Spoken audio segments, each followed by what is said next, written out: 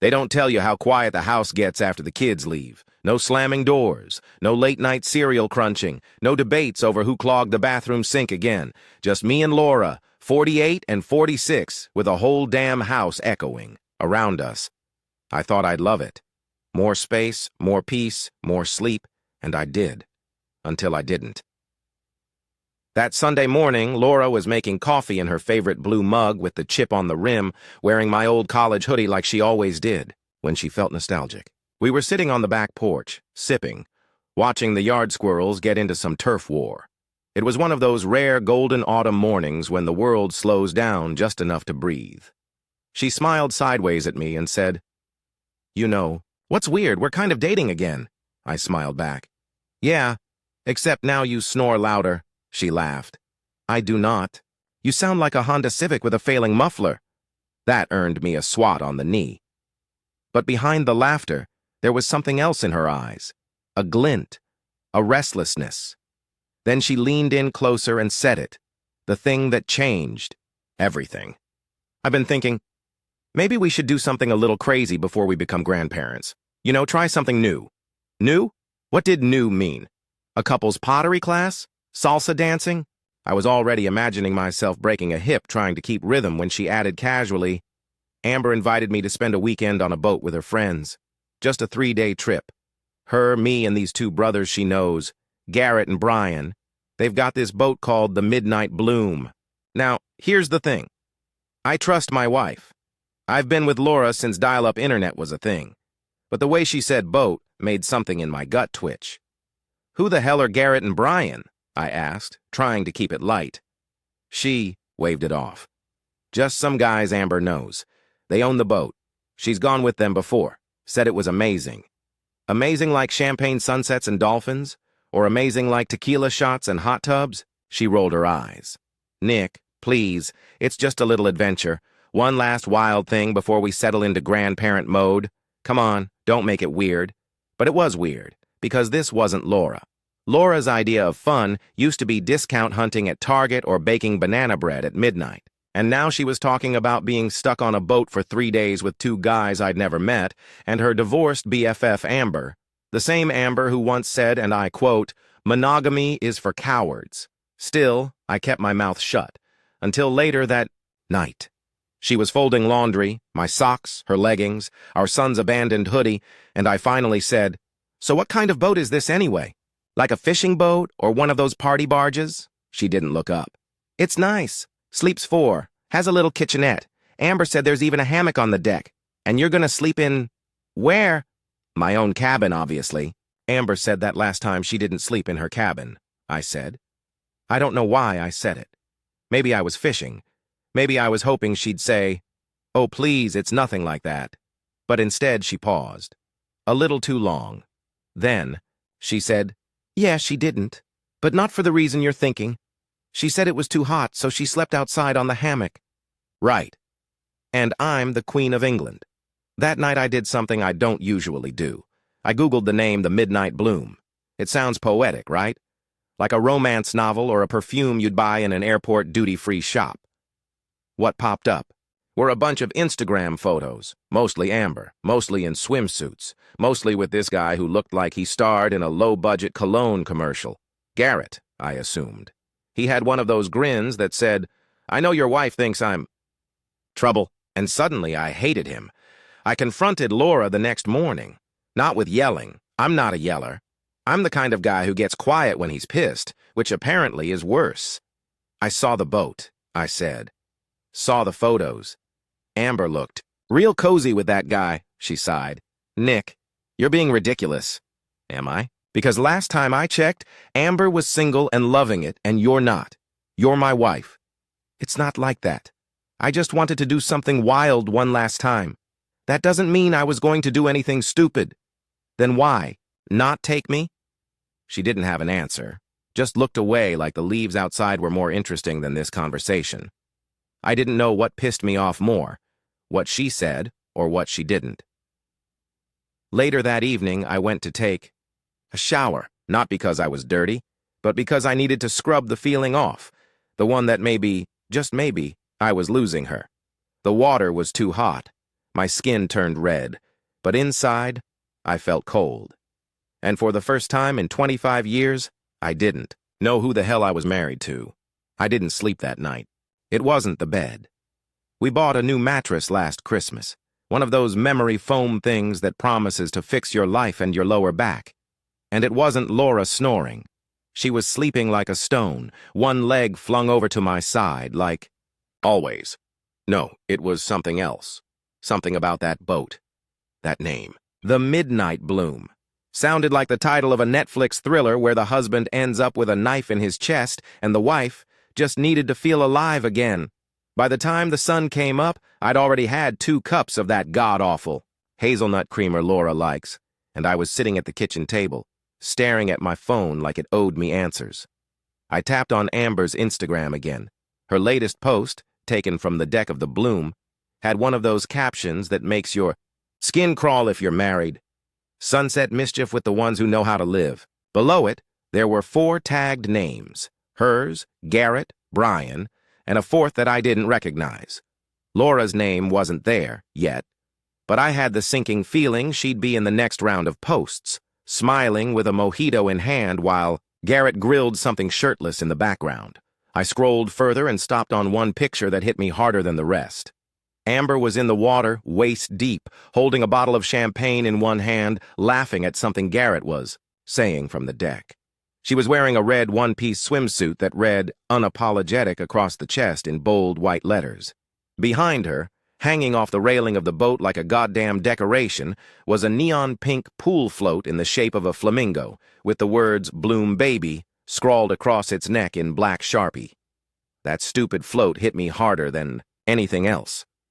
I couldn't explain why. Maybe because it made the whole thing feel like more than just a boat, more than just a weekend.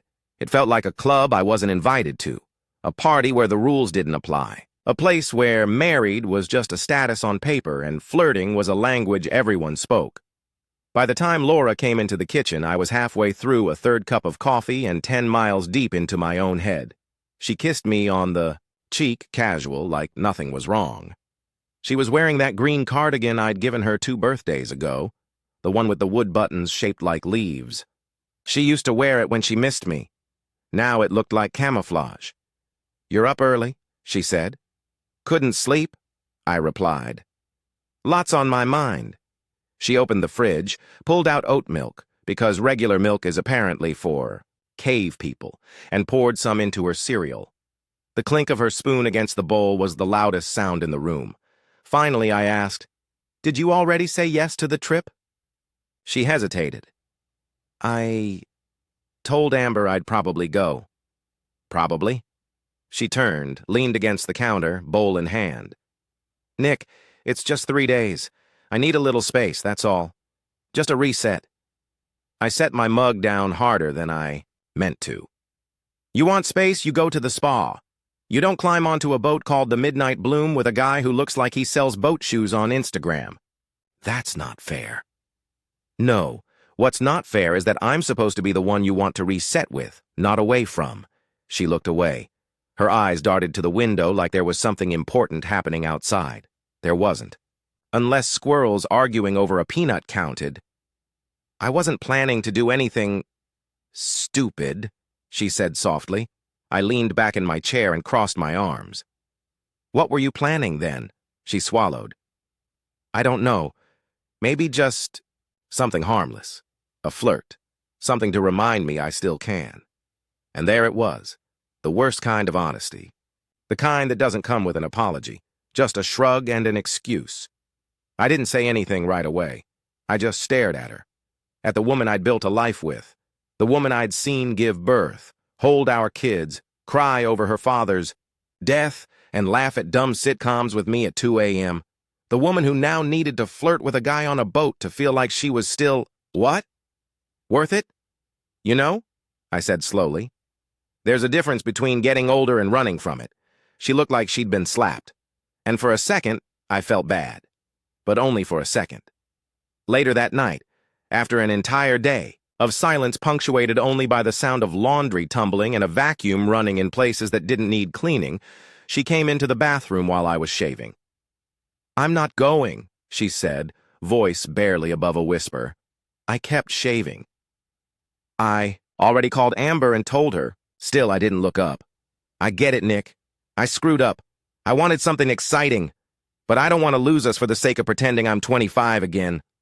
I rinsed the razor under the tap. The water swirled down pink with blood. Nick Jr., amateur barber at your service. She left the bathroom. I stood there staring at myself in the mirror, half shaved, half pissed, half relieved. That night, we went to bed without talking. She curled up beside me like always, but there was a stiffness to her spine I hadn't felt before. And I realized something. Trust doesn't break like glass. It bends, it warps, it stretches into shapes. You don't recognize, and sometimes if you're lucky, it bounces back, but sometimes it doesn't. You'd think that once your wife cancels a shady boat trip with a pair of semi-professional charmers and her chaos-addicted best friend, things would go back to normal. But no. Normal had left the building the second she uttered the words, just a harmless flirt. The morning after she told me she wasn't going, we sat in the same kitchen as always. Same mugs, same cereal, same window looking out over the same backyard where the same two squirrels were still trying to kill each other over a pine cone. But it felt different, like someone had rearranged all the furniture in my brain. Laura looked tired. Not physically. She still had that glow she always got after a big emotional decision, but emotionally drained like someone who'd just backed out of a cliff dive at the last second and was still dealing with the adrenaline whiplash. I've been thinking, she said, tracing the rim of her coffee mug like it might spell out the answer, about quitting the firm. That made me look up. Really? She nodded. Yeah, I don't know. That place has been chewing me up for years. The politics, the passive-aggressive emails, the way people celebrate 80-hour work weeks like it's a badge of honor. I think I just kept showing up because it gave me a sense of importance.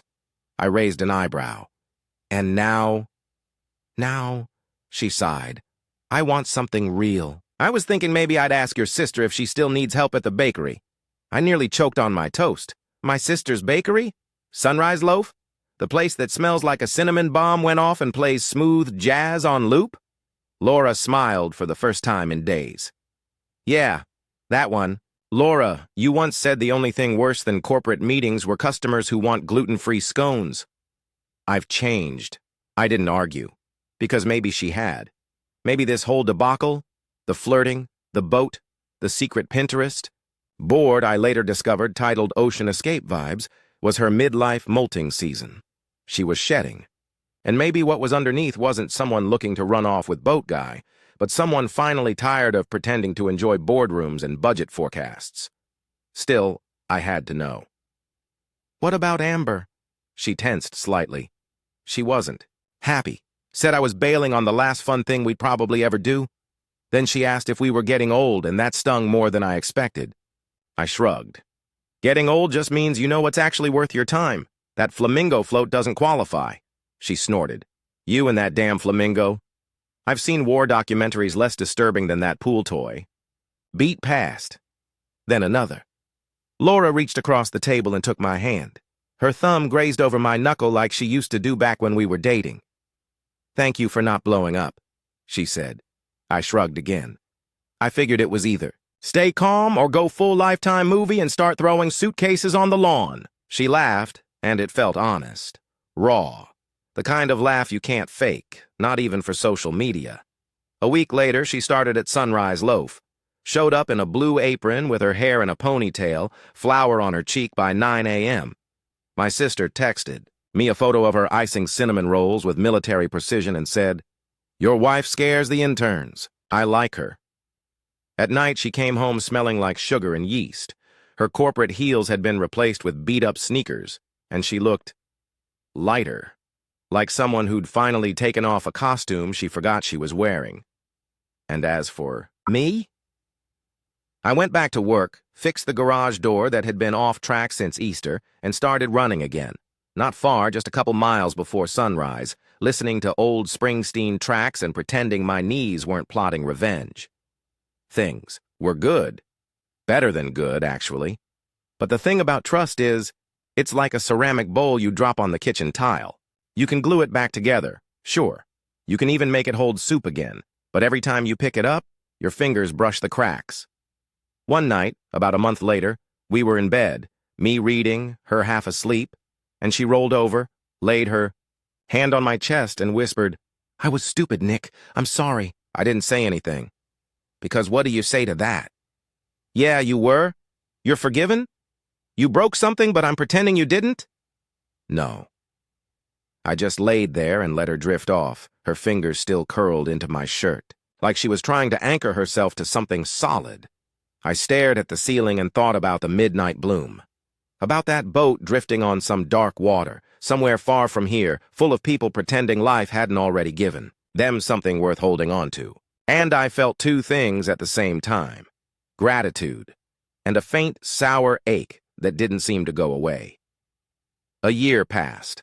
One full rotation of seasons, birthdays, dental cleanings, holiday dinners, and quiet evenings filled with the kind of peace you earn, not inherit.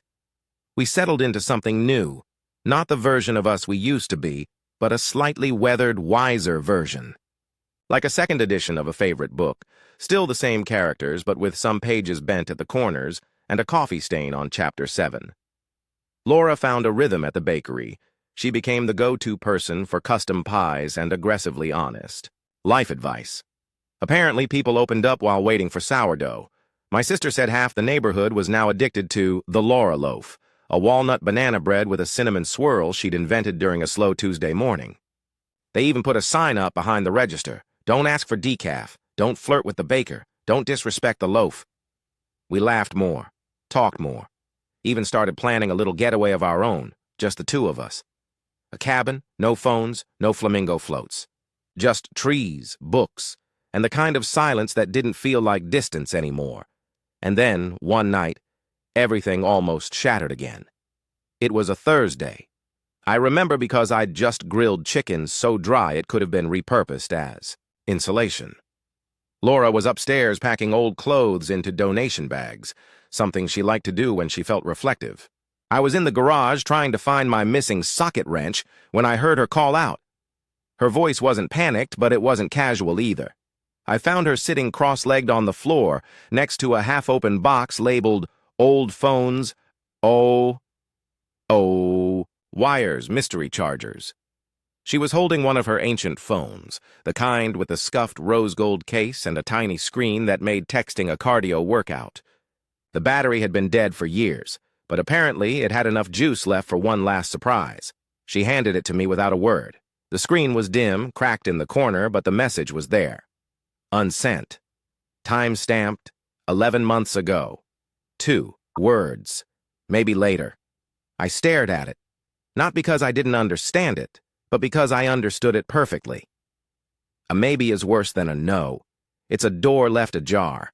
A flame kept barely alive. A life where you keep one shoe inside the party, just in case the music plays again.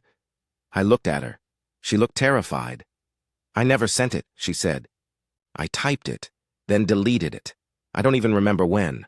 I thought I erased everything." "But you didn't," I said. Not angry, not loud. Just there. We sat there for a long time. I could hear the dishwasher humming downstairs, could smell the lavender dryer sheets from the hallway, could feel the weight of a decision I didn't want to have to make again. She whispered, "I don't even know why I wrote it."